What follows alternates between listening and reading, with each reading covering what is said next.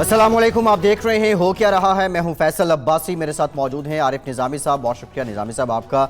इसके साथ ही साथ प्रोग्राम में हमें ज्वाइन कर रहे हैं मारूफ दिफाई तज्जियाकार जनरल रिटायर्ड अमजद शुएब साहब। जनरल साहब आपका भी शुक्रिया। और पाकिस्तान तहरीक इंसाफ से उनके रहनुमा रमेश कुमार साहब भी हमें ज्वाइन करेंगे, उनसे भी गुफ्तगू करेंगे। निज़ामी साहब सबसे पहले आपकी तरफ आते हैं। कौमी सलामती कमेटी का इजलास भी हुआ है। भारत की जानिब से जारियत का जो इर्तकाब किया गया है उसका जवाब दिया जाएगा। वक्त का तयन और जगह का तयन पाकिस्तान खुद करेगा। इसके साथ साथ DGISPR major general Asif Ghafoor साहब ने आज प्रेस कॉन्फ्रेंस की। उन्होंने चैलेंज किया है भारत को कि 21 मिनट पाकिस्तान की फ़ज़ाई हदूद में रहकर दिखाएं। असल में मौजूदा जो हालात हैं इसमें भारत की दुश्मनी क्या सिर्फ पाकिस्तान से है या इस खित्ते में जो अमन का प्रोसेस है उसके साथ भी है? जनरल साहब, हमने ये तो कहा कि हम वो अपना वक्त पर और अपनी एक असम्बली के मुताबिक रिस्पॉन्ड करेंगे, और फिर पहले ये भी कहा था कि हम सोचेंगे नहीं बल्कि पहले रिस्पॉन्ड करेंगे। तो अब ये जो मौजूदा सूरत हाल है कि भारत ने, मैं अभी रॉयटर्स की एक रिपोर्ट पढ़ रहा था, उनके मुताबिक ये 1971 के बाद पहली दफ़ा है कि इंडिया ने पाकिस्तान की सरहद की ख़िलाफ़ वर्जी की है। यानी बालाकोट जो है वो पाकिस्तान के अंदर वाक़ है, LOC या मुज़फ़्फ़राबाद उससे बहुत आगे जाके। एक तो इन्होंने बहुत बड़ी यानी ट्रांसग्रेशन की, दूसरे झूठ बोला बहुत बड़ा, क्योंकि इसी रिपोर्ट के मुताबिक कि जी वहाँ 250 लोग मार दिए, वहाँ कैंप था। यही रिपोर्ट कहती है कि वहाँ पे एक मदरसा था और भारत का तीर जो है वो उस लोकेशन से 1 किलोमीटर दूर जाके गिरा। ये तो इस वक्त फैक्चुअल सिचुएशन में इसलिए कह रहा हूँ कि ये क्या कहते हैं, आपने कहते हैं कि truth is the first casualty in a war. मैं आपको ऐसे सोर्स कोट कर रहा हूँ जिनके आई विटनेस एजेंसीज़ के ज़रिए, ये जो न्यूज़ एजेंसीज़ हैं। लेकिन मेरा आपसे सवाल ये है कि आया हम स्ट्रेटेजिक रिस्ट्रेंट का मुजाहरा कर रहे हैं या हमारे जहन में कोई हिकमत अमली है रिस्पॉन्ड करने की? अगर है तो क्या ऑप्शंस हैं? क्योंकि आप एक मिलिट्री स्ट्रेटेजिस्ट हैं, आप इसका बेहतर जवाब दे सकते हैं। बिस्मिल्लाहिर्रहमानिर्रहीम। देखिए निज़ामी साहब, जो बड़ी इम्पॉर्टेंट चीज़, बहुत ही अहम चीज़ है सोचने की, वो ये है कि आखिर ऐसे क्या वजूहात थी कि पाकिस्तान में 70,000 लोग मारे गए, हर रोज़ दहशतगर्दी के वाक़े होते थे, उसके बावजूद दुनिया हमें दहशतगर्दी समझती रही, इसलिए कि भारत एक नैरेटिव लेके चलता था और वो नैरेटिव दुनिया में प्रिवेल कर गया। ये वो हमने सबसे बड़ी जो शिकस्त खाई हुई थी वो ये थी कि पाकिस्तान की क्रेडिबिलिटी हमने दांव पे लगा के अपने मुंह को चुप रखा और भारत के नैरेटिव को काउंटर नहीं किया, बावजूद इसके कि बहुत सारे सबूत हमारे पास थे कि भारत यहाँ टेररिज्म करवाता था। ठीक, जनरल साहब आपकी तरफ आते हैं। आपकी बात मजीद भी हम सुनेंगे। रमेश कुमार साहब ने भी हमें ज्वाइन किया है। निज़ामी साहब, रमेश साहब ने हालिया भारत का दौरा भी किया जब ये हालात कशीदा भी चल रहे थे। पहले तो ज़रा उनसे ये जान लेते हैं कि वहाँ इन हालात में आपकी किन लोगों से बातचीत हुई है रमेश साहब, और ये बताइएगा जो माहौल हम भारतीय मीडिया पे देख रहे हैं, क्या भारत के अवाम में भी उसी तरह के तासुरात हैं? शुक्रिया फैसल। देखें, भारत के अंदर जो ये अटैक हुआ था पुलवामा वाला, उसके बाद वहाँ पे मीडिया, चाहे लोग, और थोड़ी सी आग बहुत ज़्यादा थी, जिसकी वजह से ये मेरा जो प्रोग्राम था वो शेड्यूल तो 1 महीना पहले की मुझे दावत थी, मगर उसकी वजह से मैंने प्रोग्राम अपना पोस्टपोन कर दिया था कि ऐसे टेंशन वाली सूरत हाल में मुझे यहाँ से भी लोग मने कर रहे थे, वहाँ से भी लोग मने कर रहे थे कि आपको ऐसे टेंशन वाली सूरत हाल में नहीं आना चाहिए। मगर लास्ट डे के ऊपर जो है वो लाजमी है, मैं अपनी जो भी हाई अप्स हैं उनसे मेरी बात हुई, उनको मैं मुसलसल बता रहा था, तो उन्होंने लास्ट डे के ऊपर कहा कि नहीं, आप भली वहाँ पे जाएं और आपकी वहाँ पे अगर मुलाकातें होती हैं तो आप उनको बताएं कि हम अमन चाहते हैं और इस तरीके से आप नहीं करें, माहौल को ठंडा करें। ये खिता जो है वो बहुत, और मैंने वही थीम ली। और मैं जब वहाँ पे पहुँचा तो पहुँचने के बाद फॉरेंसिक से रात को डिनर उनके साथ थी और तब भी मैंने अमन की बातें की। फिर दूसरे दिन जो ex chief of army staff VK Singh जो वहाँ पे एक्सटर्नल अफेयर्स के जो फॉरेन मिनिस्टर है उनसे, उनके साथ ही मैं उनके ही चार्टर्ड जहाज़ में जब मैं गया कुंभ के मेले के ऊपर, तो वहाँ पे जब मैं उतरा तो वहाँ पे जो मीडिया का जो रोल था वो बहुत ही ज़्यादा नेगेटिव था। उन्होंने उतरते ही पहले वीके सिंह से क्वेश्चन पूछा कि सुना है कि यहाँ से पाकिस्तान से आपने पार्लियामेंटेरियन को बुलाया हुआ है, नुमाइंदे को, ये वो, मतलब बहुत ज़्यादा उस तरीके से उन्होंने कुछ बैलेंस किया। मगर आगे चल के जब हम किले में पहुँचे, जब किले के अंदर पहुँचे तो वो किला पीस के लिए बना था, मतलब बना जंग के लिए था मगर वो पीस की निशानी थी। उधर एक दरख्त था जो पीस की निशानी था, उधर पीस के लिए हमने एक वहाँ पे हमने जो लोग उसकी हमने थोड़ी हिस्ट्री के ऊपर बात की, पीस की बात की। जब पीस की बात की तो मैंने कहा भाई पीस के लिए प्रे करना चाहिए। तो मीडिया ने उस चीज़ को नोट किया और उसके बाद मीडिया ने मुझे घेर लिया और मीडिया के ऊपर मेरा इंटरेक्शन हुआ ठीक ठाक। 25-30 इंटरव्यू उस टाइम पे मेरे दोपहर को हुए और उस टाइम पे जो इंटरव्यू हुए वो इंटरव्यू इतने पॉजिटिव गए जो, क्योंकि पहले तो मैंने उनको ये बताया कि आप जो इल्ज़ाम लगा रहे हैं खुदारा इन इल्ज़ामों से निकले।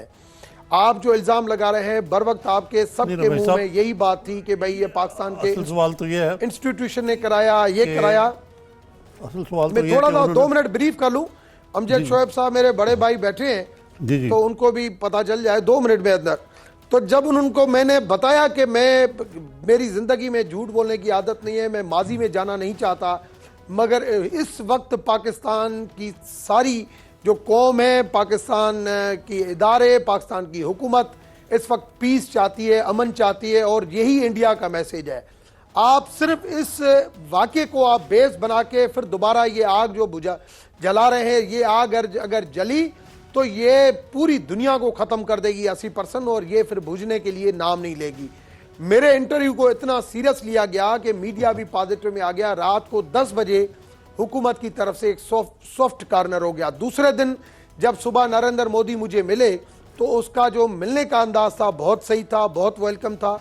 उसके बाद जो सुषमा जी मिली उसका भी बहुत पॉजिटिव था और उन्होंने जो बातें मुझसे की, लाजमी है सारी आधे घंटे के अंदर हमारी 1-on-1 मुलाकात थी, काफ़ी हमारी बातें उसके ऊपर भी। मगर मैंने उसको कायल किया कि आप ये एग्रेसिव चीज़ें छोड़ें और आप पॉजिटिवली जाएं। आप जी। अच्छा रमेश साहब, रमेश मुतालिक इससे मुतालिक मजीद भी आपसे बात करेंगे कि नरेंद्र मोदी से आपकी क्या बात हुई, सुषमा स्वराज से आपकी क्या बात हुई, जरा ये देख लेते हैं पहले, फिर उसके बाद वापस आते हैं आपसे बात करते हैं।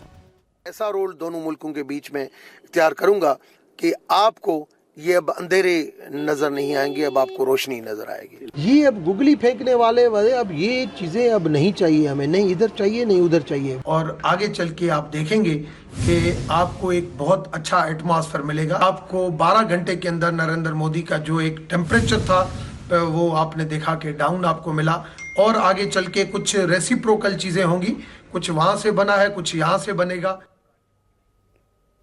जी जनरल साहब, ये देखे ना अपना रमेश साहब जो मेरे ख्याल से जो क्या कहते हैं बगल में छुरी मुंह में राम राम के चक्कर में आ गए और वो बड़ी मीठी बातें करते रहे। डिसेप्शन थी और ये कह रहे हैं कि कुछ घंटे में आप देखेंगे नतायज, तो कुछ घंटे में तो हमने देखा कि उन्होंने एक बड़ी बुज़दिलाना कार्रवाई पाकिस्तान के खिलाफ की।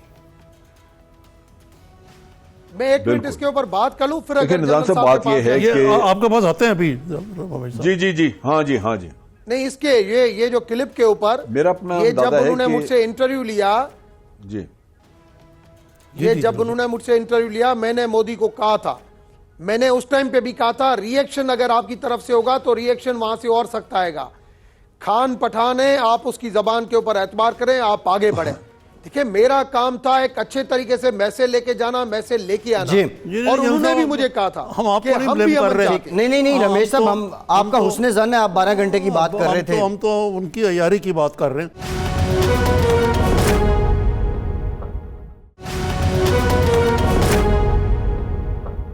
जी जनरल साहब, आप कुछ बात कर रहे थे, इस पे आप जरा तबसरा पर आए। और जो मैंने पहले सवाल पूछा था ना वो बीच में रह गया था कि अब ऑप्शंस क्या है हमारे पास।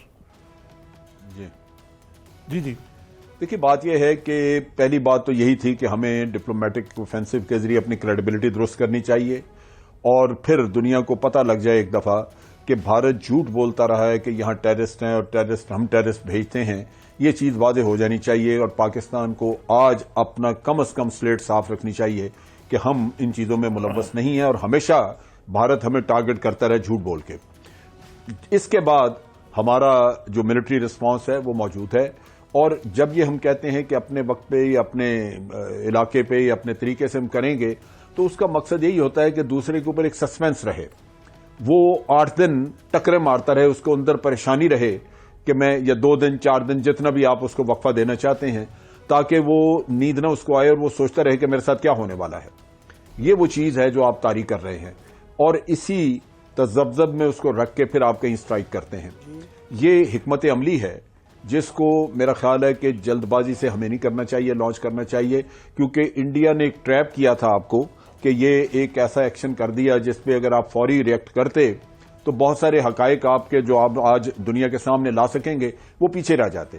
तो मेरा ख्याल है कि आपको एक पॉज मिला, आप हकायक दुनिया को दिखाएं, उसके बाद अपनी रिस्पॉन्स दें और उतनी देर दुश्मन को अंदर से जलते मरने दें, उसको तजब्जब में रहने दें ताकि वो परेशानी में रहे कि क्या होने वाला है। तो मेरा ख्याल है कि ये अच्छी सही है आपकी बात, हिकमत अमली है। मैं तो स्पेसिफिक में जाना चाह रहा था कि देखिए, एक तो ये जानना चाहेंगे कि हमारे पास क्या स्पेसिफिक ऑप्शंस हैं, नंबर 1। नंबर 2, ये मेरे जैसे जो क्या कहना चाहिए कि एक आउटसाइडर नॉविस को ये बात नहीं समझ आई कि वो बालाकोट तक आके अपनी कार्रवाई कर गए। हमारे एयरफोर्स को उनको इंटरसेप्ट नहीं करना चाहिए था कि वो आएँ अपनी कार्रवाई करें, चाहे वो गलत कार्रवाई करें, गलत जगह पे बम लाएं और वापस चले जाएं और बाद अज़ाम कहें कि जी हम अपना वक्त खुद चुनेंगे रिस्पांस का। रिस्पांस तो उसी वक्त देनी चाहिए थी उनको कि उनको हम टैकल करते और 1-2 जहाज़ उनका गिराते। ये बात आपकी दुरुस्त है। असल में जो चीज़ देखने वाली है ये है कि वो हमारी टेरिटरी में रहे कितनी देर है। वो टाइम जो है वो उसकी रिलेशनशिप है आपके रिएक्शन टाइम से। अगर आप एक बेस से अपने से उड़ते हैं और जिस जगह जाना है आपने वहां तक पहुंचने को आपको 5 मिनट लगते हैं, 6 मिनट लगते हैं और दुश्मन का जहाज उस वक्त से पहले बाहर निकल जाता है तो आप उसको रिएक्ट नहीं कर सकेंगे। ये कैलकुलेशंस हैं और नेचुरली हमारे बेसेस सारे तो इस तरह लोकेटेड नहीं है कि आप एक जगह से उड़े और 1 सेकंड के अंदर आप दुश्मन के सामने या उसी के ऊपर हों, वो ऐसे तो है नहीं। जो लोकेशंस हैं बेसिस की वो तो मौजूद हैं, लिहाजा ये रिएक्शन टाइम से रिलेटेड है और उसमें असल जो चीज़ देखने की है कि वो वाकई यहाँ पे 3-4 मिनट रहे हैं, 5 मिनट रहे हैं या इससे ज़्यादा रहे हैं। अगर वो लेट्स से कि बाज़ लोग कह रहे हैं कि जी वो ज़्यादा रहे हैं, 15 मिनट रहे हैं, 20 मिनट रहे हैं, फिर तो बिल्कुल आपकी बात बजा है। इतना रिएक्शन टाइम तो काबिल कबूल है ही नहीं। रिएक्शन टाइम 5 से 7 मिनट। अगर 7 मिनट से ज्यादा वो रहे हैं और हमने रिएक्शन टाइम ज्यादा लिया है तो बिल्कुल ये कसूर है। ये अपने प्रोसीजर्स को चेक करना होगा कि क्यों ये लेट हुए हैं। लेकिन अगर वो 7 मिनट से कम रहे हैं तो फिर खास तौर पर तब जबकि we are on red alert. ये मोदी का अटैक जो है ये तो कोई सरप्राइज नहीं। वो तो कह रहे थे कि we are going to do this और हम अपने वक्त खुद चुनेंगे और जगह खुद चुनेंगे और उन्होंने ऐसे ही किया। नहीं, वो सरप्राइज बिल्कुल नहीं है, लेकिन जहाज का एक ट्रैवलिंग टाइम है। आप रात को अलर्ट बैठे हैं, जैसे ही पायलट को अलार्म बजा वो गाड़ी उसमें जहाज में बैठा, टेक ऑफ उसने किया।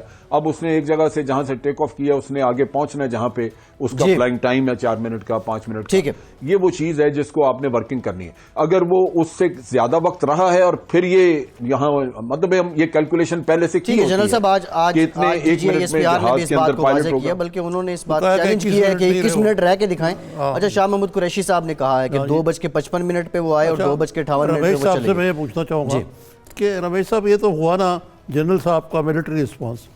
आपका ख्याल है कि इसका पॉलिटिकल रिस्पांस क्या होना चाहिए?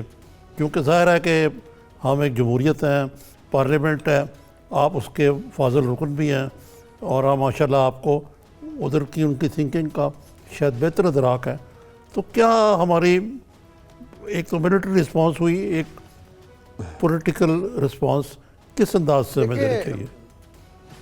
आरिफ निज़ामी साहब, मैं कुछ लिमिट में बात इस हवाले से कर सकता हूँ। बात सिंपल में ये है कि जब मेरी वहाँ पे ये बात हुई, मैंने कहा आप रिएक्शन की बात कर रहे हैं, अगर आपने रिएक्शन किया तो उन्होंने कहा कि बात यह है कि हमने बार बार उनको कहा है, मगर ये आज भी वहाँ पे वो चीज़ें हो रही हैं उसके ऊपर अमल नहीं हो रहा है। और हमें, ये हमारा डेमोक्रेटिक सिस्टम है, हमें पॉलिटिकली असेंबली के अंदर भी बहुत प्रेशर है, लोगों का भी बहुत प्रेशर है, हमें रिएक्शन के लिए बहुत ज्यादा है। और इवन हमने आपको भी जो यहाँ पे आज बुलाया है, हमें उसके ऊपर भी क्रिटिसिज्म है। आपने देखा कि जैसे आप आए हो तो आपके ऊपर भी कि भाई ठीक है, पाकिस्तानी पार्लियामेंटेरियन था, हिंदू था, जो भी था, आपने क्यों बुलाया? हमने इस वजह से बुलाया कि आप एक रेस्पेक्टेबल और कैपेबल बंदे हो, आप आए, आपसे एक इंटरेक्शन हुआ, आप India Pakistan parliamentary friendship group के कन्वीनर भी हो, तो हुकूमत ने भी सोच समझ के आपको बनाया। इस वजह से हमने कहा आपसे एक इंटरेक्शन होगा। मगर ये हम 2 दिन, ठीक है, हम 2 दिन वहां पे पॉजिटिव जाते हैं और मोदी गया दूसरे दिन भी, मगर आपने देखा कि दूसरे दिन कांग्रेस की स्टेटमेंट आ गई, कांग्रेस की स्टेटमेंट आ गई, वही जो वो आ गई कि भाई आप तो कह रहे हो कि ये हम रिएक्शन लेंगे, बदला लेंगे, और आप तो उनसे बुला के और बैकडोर डिप्लोमेसी कर रहे हो। इंडियन मीडिया के ऊपर भी, इंडियन पार्लियामेंट के अंदर भी जो अपोजिशन पार्टी थी वो बीजेपी को भी जो वो टारगेट करने लगी कि आपने इनको क्यों बुलाया, क्योंकि मैं तो फॉरेन ऑफिस की दावत पे ऊपर गया था, मुझे जो दावत थी वो तो सुषमा स्वराज की दावत थी, लंच भी उसकी तरफ थे, रात को डिनर पे भी वो थे, मैं जहाज भी उनके में गया था। तो वो मेन सिंपल चीज ये है, जब तो उनको भी वहां पे प्रेशर था। मैंने उनको कहा कि डिफिकल्ट डिसीजन जो है करने वाली लीडरशिप जो है वो बोल्ड और ब्लंट होती है, वो इधर उधर नहीं देखती है, वो ये देखती है कि मुल्क की मफाद में क्या है। आप अगर बोल्ड, ठीक है रमेश साहब एक ब्रेक लेना है, ब्रेक के बाद जब वापस आएंगे इसी नुक्ते पे बात करेंगे। पहले भी जब भारत में इंतखाबात होते हैं तो इस तरह के मामलात होते हैं, लेकिन ये कितना मुख्तलिफ है, ये जो इस वक्त सर्कमस्टांसेस हैं पहले की निस्बत कितने मुख्तलिफ हैं, इस पर बात करेंगे। और पॉलिटिकल एलिमेंट भारत में इस सारी जारियत को लेकर कितना इंपॉर्टेंट है, हमारे साथ रहिए।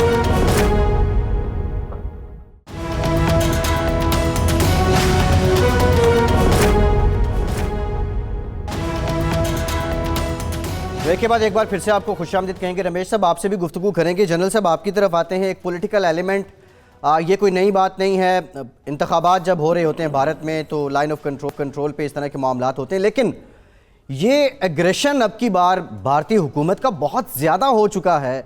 इसके पीछे क्या सियासी मकासद ही हैं या कोई और एजेंडा भी है? क्योंकि पाकिस्तान का जो रोल है इस वक्त पीस टॉक में, अमेरिका अफगानिस्तान पीस टॉक में और दीगर हवाले से भी इंडिया आइसोलेशन की बहुत कोशिश कर चुका है, उसमें अगर मुंह की खानी पड़ी है तो उसको लेके उसका रिएक्शन है ये। देखिए, ये बात मुख्तलिफ है।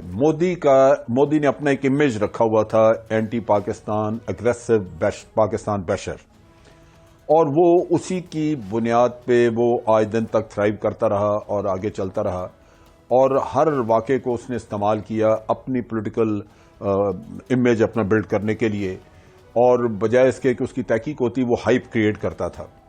आप देखिए कि उड़ी के वाक़े के ऊपर भी इन्होंने इतना ज़्यादा पब्लिक को एक उसमें पब्लिक में गुस्सा भर दिया और इस तरह उनको उसमें हाइप क्रिएट कर दी कि वो लोग जो थे, अब उनका प्रेशर, वो उनकी एक्सपेक्टेशन बन गई कि मोदी कुछ करके दिखाए। और जैसे 2-4 दिन गुजरे तो लोगों ने कहना शुरू कर दिया कि जी इसने अभी तक किया कुछ नहीं, ये भारत क्या कर रहा है, कब होगा। नतीजा ये कि लोगों के प्रेशर में उसको वो ड्रामा रचाना पड़ा सर्जिकल स्ट्राइक का, जो कि एक भोंडा ड्रामा था और खुल गया, उसका झूठ खुल गया। लेकिन वो पब्लिक गुस्सा उसका ठंडा हो गया, उसमें पब्लिक जो है वो उस पर मुतमईन हो गई और उन्होंने समझा कि जो हम मीठे बोल सुनना चाहते थे कानों में वो पहुंच गए हैं।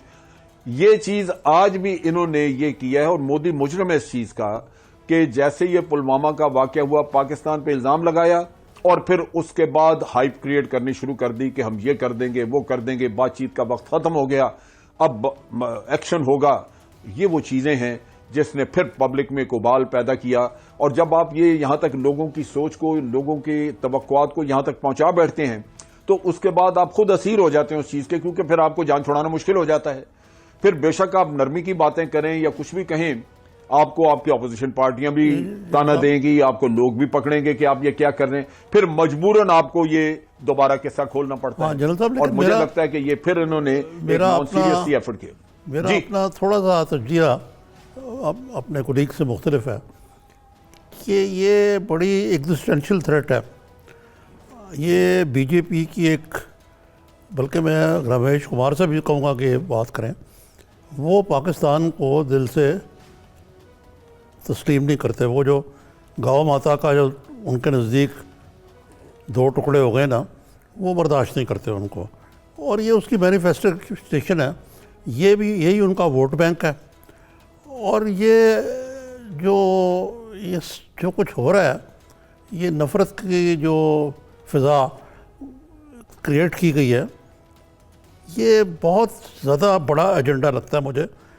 और इस एजेंडे में मेरी राय है ये, और आपका तबसरा मैं चाहूँगा कि पाकिस्तानी कौम को अपने they have to set our house in order. मैं अर्ज करूं, देखिए आपकी बात दुरुस्त है कि ये हमेशा हर सिचुएशन में ये ज़रूरी है कि आप अपने घर में एक इत्तेहाद और इत्तेफाक की फ़िज़ा कायम करें, और यहाँ पे जो कुछ भी है अवाम को अपनी हुकूमत की और अपनी अफवाज की हमायत के लिए आमादा करें, तैयार करें, उनको अगर कोई शुक्र को शुबात है वो दूर करें। ये तो अंदर की बात है हमारी अपनी। लेकिन दूसरी चीज़ जो आप कह रहे हैं वो भी हकीकत है कि हिंदुस्तान ने तस्लीम नहीं किया, वो आपको ख़त्म करना चाहता है, बर्बाद करना चाहता है, लेकिन उसकी मेथोडोलॉजी कुछ और है। ये तारीख आपको बताती है कि दो एटमी कुव्वतों के दरमियान कभी डायरेक्ट जंग नहीं हुई, और अगर होगी तो वो दुनिया के लिए तबाहकुन होगी। लिहाजा उसका कोई अगर थोड़ी बहुत सूरत बनती भी नजर आए तो दोनों में से या तो एक पार्टी पीछे हट जाती है या आलमी कुव्वतें उसमें दरमियान में कूद पड़ती हैं, क्योंकि ये अफोर्ड नहीं कर सकता कोई कि दो एटमी कुव्वतों के दरमियान जंग जो है वो आखिर इस नैज पे पहुंच जाए कि एटम वेपन्स जो एटॉमिक वेपन्स वो यूज करने पड़ जाए उनको। तो इसलिए इसमें मकासद तो वही है कि पाकिस्तान को बर्बाद करना है, खत्म करना है, ताकि हमारा जो एजेंडा वो पूरा हो। लेकिन तरीकाकार हाइब्रिड वॉर है, उसमें आपके मुल्क के लोगों के ज़हनों पे अटैक किया जाता है कि आप ज़हनी तौर पे अपने ही सिस्टम के खिलाफ हो जाएं, अपने ही लोगों के खिलाफ हो जाएं, अपने ही अदारों के खिलाफ हो जाएं, और आप अंदर से एक्सप्लोड करें। उसके साथ कंबाइन करके टेररिज्म भी बाहर से करवाया जाएगा, इकोनॉमिक स्ट्रैंगुलेशन का भी काम किया जाएगा कि आपको लोन न मिले कहीं से, जो कहीं आपको हेल्प कर सकता है दोस्त अहबाब, उनके साथ आपके ताल्लुकात खराब कर दिए जाएं। आप जहां वकू है, आप जहां रह रहे हैं, वहां तीनों चारों तरफ से आपके हमसायों के साथ आपके ताल्लुकात खराब करा दिए जाएं। मैं वसूख से कहता हूं कि जो ईरान में जैश अदल वाला किस्सा हुआ है, ये इंडिया के जाहिदान का जो उनका वहां पे कौंसल खाना है, ये उसने करवाया है, क्योंकि एक मकसद है। मुझे नजर आ रहा है कि भाई एक सीन क्रिएट किया गया, एक ड्रामा बनाया गया है जिसमें पाकिस्तान को स्ट्रैंगुलेट कर लिया गया है। तो तरीकाकार स्ट्रेटेजी, वो डायरेक्ट काम करना, लड़ना, ये कोई स्ट्रेटेजी नहीं है और उसके नताज खतरनाक हैं। लिहाजा हमेशा इनडायरेक्ट स्ट्रेटेजी की ये चाणक्य का भी असूल है, इनडायरेक्ट स्ट्रेटेजी। लिहाजा वो उसके जरिए आपको खत्म करना चाहेगा। अब उसमें आपकी रेजिलियंस, रमेश साहब से समझ गए उसकी गेम को, फिर ये चाणक्य का मैं दोबारा आना चाहूंगा जनरल साहब को। ठीक है जनरल साहब आपकी तरफ आते हैं। अभी निजामी साहब ने भी बात की थी कि बेसिकली हिंदू बुनियाद परस्ती को लेकर नरेंद्र मोदी ने सियासत की है और फिर उनका इमेज जो है वो भी मुतासिर। हिंदू तो अब रमेश कुमार जैसे भी, रमेश कुमार साहब जो कि ये तो नहीं कि सारे ऐसे सोचते हैं। जो कश्मीर में भारतीय अफवाज जुर्म कर रही है, 1000 फौजी उन्होंने और भेजा, वहाँ नहते बच्चों को पैलेट गन से मार रहे हैं। वहाँ जितने वायलेंस हुआ है पहले तारीख में नहीं हुआ था। एक एग्जिस्टेंशियल, ये एक बुनियादी तौर पे एक ऐसा मसला है, लेकिन भारत उसको तस्लीम करने को तैयार नहीं है कि ये इशू वो पाकिस्तान घुसपैठी है, ये इस किस्म की जो नैरेटिव है उस पर मशगूल है। क्या आप नहीं समझते कि कश्मीर पे अक़वाम मुत्तहिदा की करारदादें तो एक तरफ रही, वो बात करने को तैयार नहीं है इस पर? मुझे आरिफ निज़ामी साहब, पहले तो हमें हकीकत के ऊपर जाना पड़ेगा। देखें, बात यह है, बीजेपी की हुकूमत तो अभी आई, मुझे बताएं कितने मरतबा बीजेपी की हुकूमत रही है, कितने मरतबा कांग्रेस की हुकूमत रही है, मगर जब भी हम कश्मीर की बात करते हैं तो ये कश्मीर का इशू के ऊपर हमारा 1.5 लाख हो जाता है। बात सिंपल में ये, हम कहते हैं कि भाई अक़वाम मुत्तहिदा की करारदाद के ऊपर अमल करें, तो चाहे कांग्रेस हो चाहे बीजेपी हो, पॉलिसी जो चलती है पाकिस्तान में, जब भी कोई हुकूमत आई है उसने कश्मीर को क्लेम किया, इंडिया में जिसकी भी हुकूमत आई है उसने कश्मीर को अपना क्लेम किया, तो वो उससे पार्टी का कोई ताल्लुक नहीं है कि वो पार्टी क्या करती है। हाँ, कोई पार्टी ज्यादा एग्रेसिव होती है, कोई पार्टी कम एग्रेसिव होती है। कोई पार्टी, जैसे मैं जनरल मुशर्रफ की पॉलिसी थी कि आप एक चीज के ऊपर स्टकअप नहीं हो जाए, आप आगे बढ़ते रहें। लेकिन रमेश साहब, अब तो जुल्म की इंतहा हो गई है, हर बंदे का अपने वर्किंग स्ट्रक्चर होता है। अब तो इंतहा हो गई है जुल्म की, उसको कंडेम करना चाहिए। सब कांग्रेस के दौर में इतना जुल्म नहीं था। नहीं, अगर था भी तो, लेकिन ये बुरहान वानी की शहादत के बाद जो कुछ हो रहा है, मैं कहता हूं आज भी हो रही है, कल भी हो रही थी, परसों, कभी ज्यादा कभी कम, मगर ये चीज बिल्कुल कंटिन्यूस हो रही है। जब कंटिन्यूस हो रही है ये, तो इसके हवाले से भी हमें बैठ के मसलों का हल टास्क के जरिए, आज 2 एटमी पावर कुव्वतें किसी भी इशू के ऊपर 1.5 लाख करके अगर लड़ेंगी तो 80% दुनिया इस एटमी पावर से खत्म हो सकती है। तो मैं समझ नहीं कभी होगी। ये वहां पे भी अमन चाहते हैं लोग, यहां पे भी अमन चाहते हैं। हमें समझदारी के साथ, अगर उन्होंने बेवकूफी की मगर फिर भी हमें एग्रेसिवली नहीं, हमें डिप्लोमेट्स को इन्वॉल्व करना चाहिए, लोगों को इन्वॉल्व करना चाहिए, मीडिया जो पाकिस्तान का खिलाफ बकवास कर रहा है जवाब देना चाहिए, वो बिल्कुल है। और जिस अंदाज से जहर उगला जा रहा है पाकिस्तान के खिलाफ, यहाँ तो हमें कोई ऐसा माहौल नजर नहीं आता। क्यों जनरल साहब, आपको नजर आता है कोई ऐसा माहौल यहाँ? आरिफ साहब, ये भी मैंने बात की वहां पे। पहली बात तो ये, मैंने ये भी वहां पे बात की, मैंने ये भी वहां पे बात की कि ये चीजें वहां से आती हैं। तो उन्होंने कहा कि जब अगर अच्छे माहौल में टास्क शुरू करेंगे तो जो नेगेटिव लोग हैं, जो वहां पे नेगेटिविटी पैदा करते हैं, जो यहाँ पे नेगेटिविटी पास करते हैं, नहीं रमेश साहब, उन्होंने अपना काम जारी रखा हुआ है। जनरल साहब से जरा जान लेते हैं। जनरल साहब, आप बताइएगा। नहीं, यहाँ पे नेगेटिविटी कतई नहीं है। मैं समझता हूं कि जब इंडियंस यहाँ पे आते हैं उनका बहुत अच्छी तरह पुरतपाक तरीके से इस्तकबाल होता है। लोग खुशदिली से उनको मिलते हैं, रखते हैं। और कभी कोई इलेक्शन या कोई भी ऐसा मुझे इशू नजर नहीं आया जो इंडिया बैशिंग के ऊपर यहाँ पे लोगों ने कैपिटलाइज करके तो उस पर काम किया हो। 3 इलेक्शन तो मैंने देखे जनरल साहब, India was not an issue जो है वो कभी आई नहीं। पिछले 3 इलेक्शन में तो बिल्कुल। लिहाजा ये कहना कि यहाँ पे कोई नेगेटिविटी है, यहाँ नेगेटिविटी कतई नहीं है। अगर आप अपने हक की बात करें तो उसको नेगेटिविटी कहा जाए, वो गलत है। मैं अगर कश्मीर की बात करूं कि जी कश्मीरियों पर जुल्म न करें तो आप इसको नेगेटिविटी नहीं कह सकते। या मैं ये कहूं कि जी मेरे हिस्से का पानी मुझे मिलना चाहिए तो आप उसको नेगेटिविटी नहीं कह सकते। अगर मैं ये कहूं कि आपको कलभूषण नहीं यहां भेजना चाहिए, यहां आप तबाही करवा रहे हैं, तो आप उसको नेगेटिविटी नहीं कह सकते। अपने मफादात या अपने हक को तो कोई भी कुर्बान नहीं करता। उसकी अगर पॉजिटिविटी को इंडिया में यह समझा जाता है कि हम अपने हकूक छोड़ के तो चरणों में बैठ जाएं तो फिर वो पॉजिटिविटी कहलाएगी, तो वो तो नहीं हो सकता। ये फर्क है। आप अपनी सोच को, और इंडिया में भी लोगों को समझना चाहिए कि आम हालात में हम इंडिया के किसी भी चीज के खिलाफ नहीं है। लेकिन ये जरूर है कि मैं अगर ये कहूं कि भी यहां कलभूषण आपने भेज के तबाही कराई, ये क्यों आपने काम किया, और अगर कलभूषण ने ये किया तो हम उसको सजा देंगे, तो ये तो मेरा राइट है और ये मेरे अपने सिक्योरिटी का इंटरेस्ट है। अच्छा, तो ये चीजें समझने की हैं। भारत बिल्कुल नेगेटिव। जी, आपने चांकिया का जिक्र किया।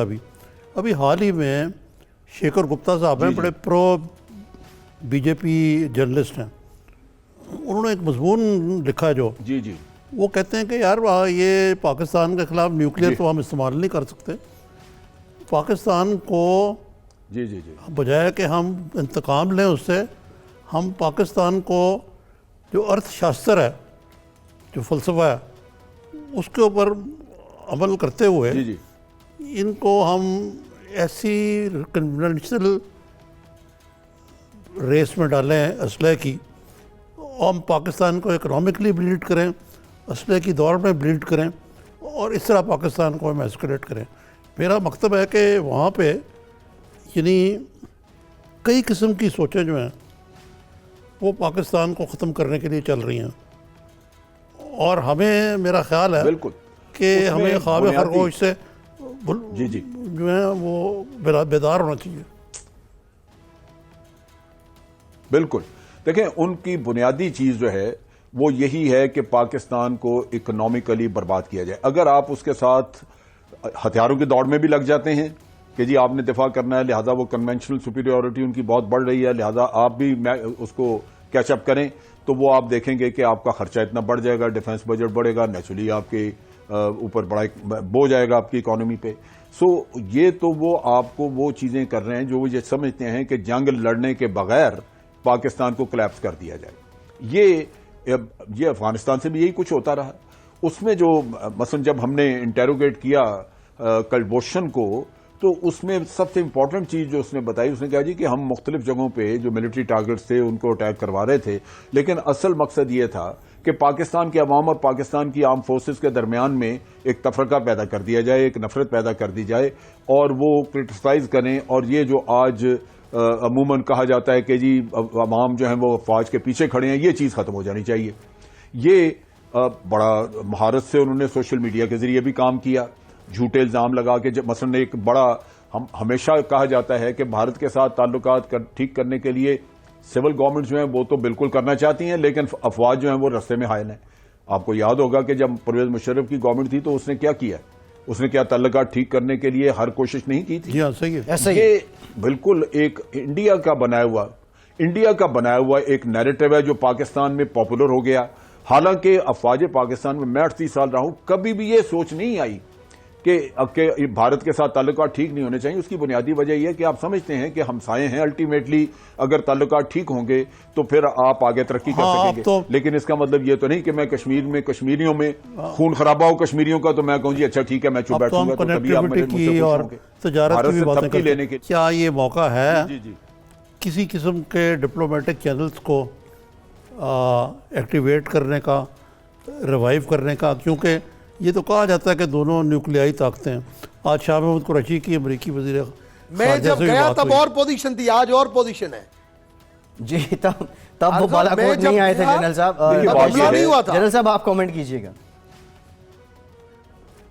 जी, बात यह है कि जिस तरह गवर्नमेंट ने कमिटमेंट दी है और आर्मी ने भी कहा है कि हम अपना हक रखते हैं और ये करेंगे कि हम रिस्पांस दें, तो मेरा ख्याल है कि अब तो ये एक ऐसा इशू बन गया है कि आपके भी पाकिस्तान में भी अवाम जो है उनकी तवक्कुआत उधर लग गई हैं और वो देख रहे हैं कि अब कुछ किया जाए। ये चीज़ वहां पहले भारत में थी, अगर भारत ये ना करता तो ये मामला टल जाता, लेकिन यहां पे भी अब उसी तरह तवक्कुआत है और मेरा ख्याल है कि हुकूमत को भी बिल आखिर कुछ करना होगा, बजाय इसके कि वो खामोश बैठी रहे। पाकिस्तान के अवाम इस तरह डिमोरलाइज हो जाए। ठीक, बहुत शुक्रिया जनरल रिटायर्ड अमजद शुएब साहब आपका, रमेश कुमार साहब आपका भी शुक्रिया। एक ब्रेक लेते हैं और इन्हीं मुतालिक मजीद बात करेंगे। हमारे साथ रहिए।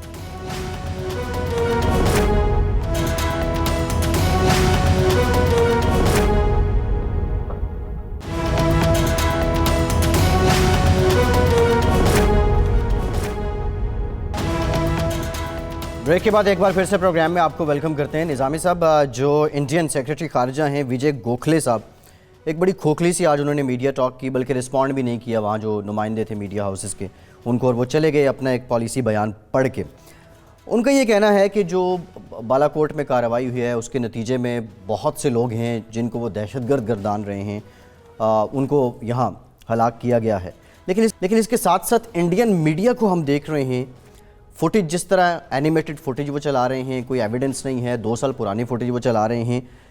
इंडियन मीडिया है किसकी लाइन पे? क्या इंडियन इस्टेब्लिशमेंट की लाइन पे है, या फिर वही कारोबारी पहलू है, या फिर गवर्नमेंट की लाइन पे है? बुनियादी इसके पीछे वजह क्या है?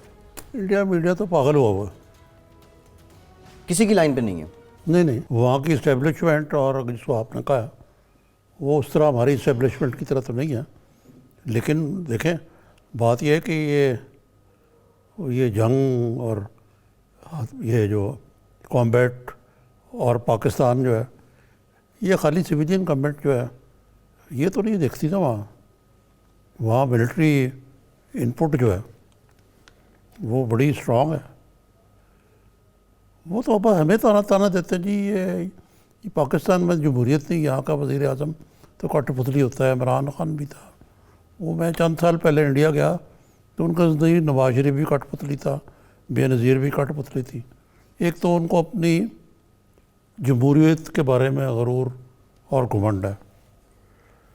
अच्छा, लेकिन जी अमली सूरत हाल में इस वक्त जो हॉक्स हैं they are calling the shots. और इत्तेफाक की बात यह है कि जो हॉक्स हैं वो उनकी बीजेपी के अंदर काफ़ी मौजूद हैं। लेकिन आप देखें वहाँ पे कुछ ना कुछ लोग ऐसे भी हैं जो वकल की बात करते हैं। मसलन मैंने वो देखा था जो फॉर्मर महबूबा मुफ्ती साहब रॉ चीफ था AS दौलत, अच्छा, उसने अभी एक मजमून रकम तराज किया। उसने कहा ये पिकनिक नहीं होती जंग करना जो है, आप डिप्लोमेटिक रेस्टोरेंट दें। फिर आपने महबूबा मुफ्ती का जिक्र किया, फारूक अब्दुल्ला का जिक्र किया।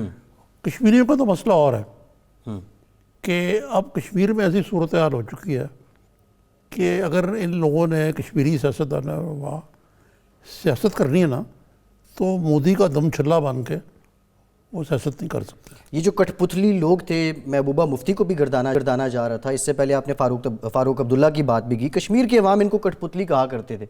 इनकी जो पॉलिसी शिफ्ट हुई है, क्या उसके पीछे यही वजह है कि कश्मीरियों को मौत का डर नहीं रहा? लेकिन पॉलिसी शिफ्ट नहीं है, सच बोलना शुरू कर दिया। नहीं, वो with in the Indian federation चाहते हैं कि यार कश्मीर जो है उसमें उनकी हुकूमत हो। अच्छा, वो कश्मीर के स्पेशल स्टेटस से खुश हैं। वो इस चीज़ के हक़ में नहीं है कि वहाँ पे कोई कश्मीरियों को उनके हकूक़ मिले, हक़ खुद इरादियत हो उनको मिले। वो ये हमें इसका फहमी जो चाहते हैं हुर्रियत वाले, वो बेचारे पाबंद सलासल है। रात को भी छापे मारे हैं उन्होंने। वो गोलियां खाते हैं उनको। अब आपको देखे ना, इंडियन जर्नल ने तो यहाँ तक कह दिया, जो वहाँ पे वहाँ का कोर कमांडर है किस्म का, पता नहीं वहाँ क्या कहते हैं उसको, उसने वहाँ के कश्मीरियों को वार्न किया कि अगर आपके बच्चे जो हैं वो पत्थर मारेंगे तो हम उनको गोली से उड़ा देंगे। क्योंकि ये बच्चों के पत्थर मारने की वजह से दहशतगर्दी गर्द जो है ये उसको स्मोकस्क्रीन इस्तेमाल करते हैं। अब देखिए, बात जो है वो बुनियादी तौर पे ये है कि 8 लाख फौज वहाँ वैसे है, 1000 अभी और उन्होंने भेजी है।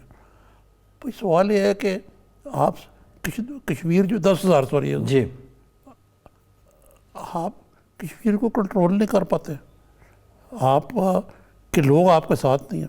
अक्रॉस द बोर्ड बगावत बगावत बगावत, आज़ादी आज़ादी आज़ादी। आप इसमें कहना जी वो पाकिस्तान है, पाकिस्तान करा रहा है। एक ज़माने में हो सकता है कि, और पाकिस्तान ने मदद की है उनकी दामे दुरमे सुखने की। अब पाकिस्तान ने देखें 2 टियर पॉलिसी इख्तियार की। एक तो फर्मनेस, दूसरे उन्होंने अगर फ़र्ज़ करें हाफिज़ सईद एंड कंपनी से के बारे में कोई उंगलियां उठ रही थी, उनको दोबारा पाबंदी लगा दी। जी, जैश का हेडक्वार्टर जो है उसको टेक ओवर कर लिया। निज़ामी साहब, ये जो फिर ये उसके बावजूद नहीं, पाकिस्तान की जो कुर्बानियां हैं या पाकिस्तान की जो कोशिश है इस खित्ते में अमन के लिए, उनका इदराक समझ नहीं आती। जब दुनिया को पाकिस्तान की ज़रूरत पड़ती है, अमेरिका को पड़े या किसी और को, फिर तो वो मान लेते हैं, लेकिन वक्त बदलता है तो आंखें भी बदल लेते हैं। मैं आपसे ये जानना चाह रहा हूँ, अब चीन जो है, चीन ने पाकिस्तान और भारत को तहम्मुल का मुजाहरा करने की कहा है, अपील की है, जोर दिया है इस बात पे। बेसिकली अब ये जो इस वक्त माहौल है, ये ऐसे ही ज़ाहिल होगा। इंडियन सियासतदानों की कि चीनी गुड्स का बाइकआउट करो। उन्होंने कहा मियाँ देखें तो सही, हमारी इकॉनमी आपसे 5 गुना बड़ी है। क्या पिद्दी और क्या पिद्दी का शोरबा। हमारी जो आपसे तजारत है वो पाकिस्तान से भी ज़्यादा है। आपको अकल के नाखुन लें, ये वो बात है जो अमेरिका को क्यों नहीं कहते, या चीन ने कभी अमेरिका को की। मतलब है कि चीन तो खुद तंग आया हुआ है। उनकी ये जो इंडिया का जो एक बड़ा मुल्क होने के बावजूद जो छोटी सोच है, और चीन जो है दामे दुरमे सुख ने पाकिस्तान का साथ देगा। लेकिन देखें, बात यह है कि 65 या 71 की वॉर, ये इससे को पाकिस्तान को भी कुछ हासिल नहीं हुआ। देखें ना, जंग से हासिल कुछ नहीं होता, कहना आप ये चाह रहे हैं? जंग से हासिल नहीं होता, बल्कि जंग का क्या होता है कि जो हुकूमत जंग कराती है उसकी भी छुट्टी हो जाती है। लेकिन देखें, इस पे जो पाकिस्तान, मेरा भी खान साहब को मशवरा है कि इसमें को थोड़ा सा ज़रा ये जो रिस्ट्रेंट दिखाया है, ये बेहतर होगा कि इसको कायम रखा जाए। मजीद जब्त का मुजाहरा जो है वो पाकिस्तान की हुकूमत को करना। अच्छा, ये बेसिकली मैं जानना आपसे ये चाह रहा था, जो बड़ी ताकतें हैं दुनिया की, चीन, अमेरिका, रशिया, यूरोप, आप इस मामले में ये कूदेंगे या उससे पहले ही इसका कोई हल निकल आएगा? ये जो क्राइसिस इस वक्त यकीनन कूदेंगे। मसलन देखें ना, इस वक्त तो एप्पल कार्ट अपसेट कर दिया ना, वहाँ गुफ्तगू हो रही है कतर में, वो अमेरिका अफगानिस्तान से निकलना चाहता है, वो इंडिया को भेजेगा, खुदा दा वास्ता है, हाथ तोला रखो, बहुत हो गई, आपने अपना गुस्सा निकाल लिया, पर आराम से बैठे, छोड़ दो, राम हो जाओ। ठीक है निज़ामी साहब, प्रोग्राम का वक्त खत्म हो गया, बहुत शुक्रिया आपका। आज के इतना ही, अपना फीडबैक ज़रूर दीजिएगा। फैसल अब्बासी को इजाज़त दीजिए।